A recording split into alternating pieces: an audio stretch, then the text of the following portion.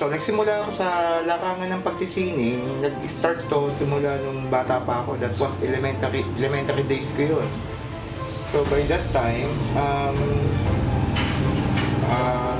sumali lang ako sa mga free summer art workshop.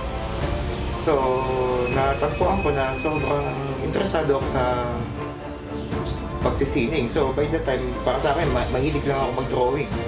Then, naglaon, pinagtuloy-tuloy ko na hanggang sa nakasalamuhan na ako ng mga senior artists, hero in Angono, and then, actually, medyo hindi ako nahiyang makipag-interact sa kanila, magtanong-tanong about sa ano ang sining ng Angono. Kasi sobrang passion ko ang pag-art ng mga panahon na yun. And until now, dire-diretso, talagang wala akong ibang ginawa. Yun lang. Nag-aaral ako, elementary, high school, college. Talagang mas na-focus ako sa pagsisining. Siguro para sa experience ko sa pag-art nung simula, nung araw. Normal lang sa taga-Angono, lalo na kapag nagpa-practice ka ng pagsisining, normal lang sa Angono na ma-influensya ka nung estilo. Nandyan yung mga, siyempre, basically, estilo na Botong Francisco, na Pitok Blanco family. Na-encounter ko lahat yan. So, sa mga panahon na yun, dumating ako sa point na ginagaya ko sila. Kasi isang proseso yun. Isang proseso yun ng pag-aaral ko. Talagang hindi ka pwedeng titingin o gagaya ng ilan sa mga masters. So, paglaon, dun sa ganung proseso na yun, at hanggang ngayon, nag-discover ko naman yung gusto kong gawin sa pag-art ko, pagpipinta, pag-designing. So ayun, nasa point pa rin ako ng experimental. Kasi pag nag-art ako, ang gusto ko, sa tao lang, as much as possible, ayokong i-please yung people. Gusto kong i-satisfy yung sarili ko. Kumbaga, yung kontento ako sa gagawin ko. So minsan, mapapansin natin, yung ibang trabaho ko, talagang homage dito sa Angono kasi yun yung ang lakas ng influence sa akin. Ladies and gentlemen, with an average score of 98%, let's give it up for the municipality of Angono.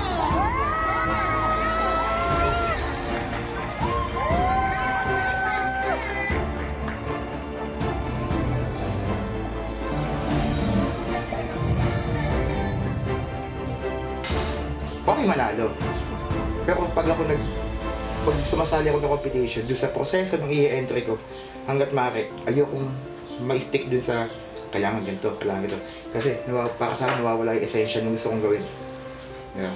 Kumbaga, ina-enjoy ko yung entry. At ginagawa ko at pinapakita ko lang yung gusto kong gawin. So ito nga, itong mga recent, itong mga nakalipas na competition to sa Quincentennial, medyo pinalad-talad nakapasok sa dami ng mga sumali kasi national competition to. Pinalad naman tayo makapasok. Actually, nagtattoo din ako eh. Nag-aral ako mag-tattoo. So, nung mga time na yon, pinalad din tayo manalo sa mga ilang competition. Kasi 2 beses. Nanalo tayo na entry natin. And yung sa tattoo, ang ginagamit kong concept lagi, kung may papakita ko, ang mga subject ko lagi is mythological, and then yung estilo is Angono. Kumbaga, nag-originate ako ng style. Kumbaga, hindi ako gumamit ng mga material na generic. Kumbaga, so ibig sabihin, sinatisfy ko ulit yung sarili ko. Kumbaga, ipinresent ko pa yung culture ng bayan. Itong nakalipas lang na March, nagkandak ang grupo namin, Angono Artists, sa Balagtas Gallery ng workshop. Yun yung printmaking.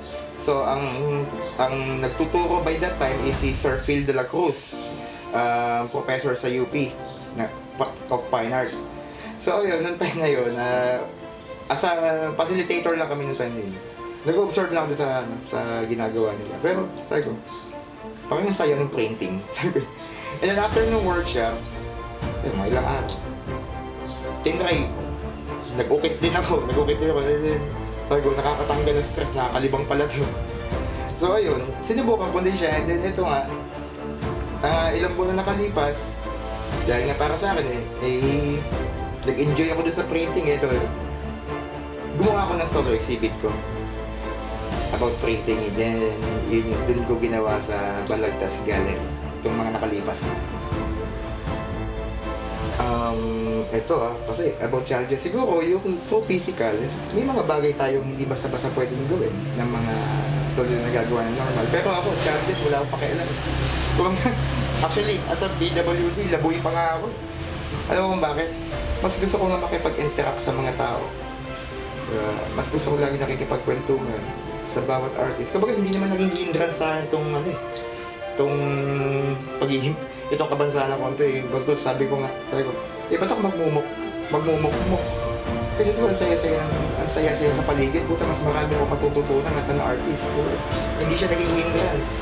So kung sa is, minsan mapapashot tayo. Moderate lang naman. Kasi doon nagkakaroon ng interaction yung mga artist Doon nagkakaroon ng utang dila. So doon ko ayoko maiwan.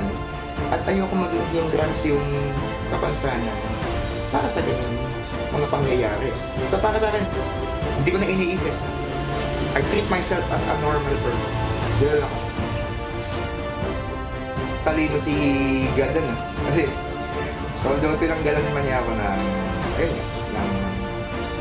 kung ano mang parte sa aking katawan.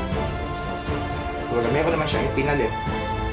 Yun yung talent ko ng pagsisining ng pag-art. Ito, mensahe ko naman sa sa mga kabaro natin, mga PWD, ito, gano'n lang kasimple yan. Hanggat maaari, i-discover natin sa sarili natin kung ano yung kakayanan meron tayo. Meron akong isang katwiran, bawal ang self-pity, bawal ang malungkot, dapat rock and roll lang tayo. Kasi hindi makakatulong yung ganyang attitude kapag lagi tayo parang awang-awa sa sarili. Lagi niyong tatandaan yan, mga kapatid natin sa sektor ng PWD. Lakas ang loob, makipag-interact sa mga tao, pakita mo kung ano ka, huwag ka mahihiya. That's all. Ako nga pala si Ebok Pinpinyo, 43 years old, visual artist, Tubong Angono Rizal.